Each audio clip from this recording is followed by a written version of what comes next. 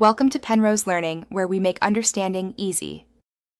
You start by opening Safari and navigating to the Tutuapp installer page noted in your notes. Tap the Download button and confirm the profile install. Once the profile prompt appears, choose Allow, then go to Settings right arrow Profile Downloaded to proceed. Make sure you remain on Wi-Fi and avoid closing Safari. This prevents partial installs. You're doing this because iOS requires a configuration profile to provision apps outside the App Store. So follow each prompt carefully to register the profile with the device. Once the profile is installed, you must trust it manually.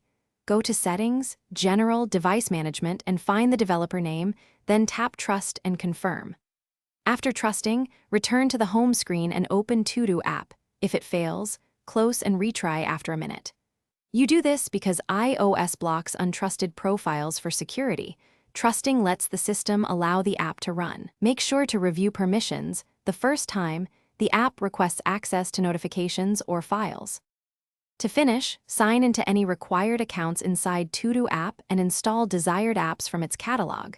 Once done, check for updates in its settings to reduce certificate revokes. If an app is blocked, you can reboot the iPhone, remove the Tutuapp profile, then reinstall following the same steps. This clears transient certificate errors. One key troubleshooting tip: if verification or installs fail, switch Wi-Fi networks or briefly enable airplane mode, then reconnect.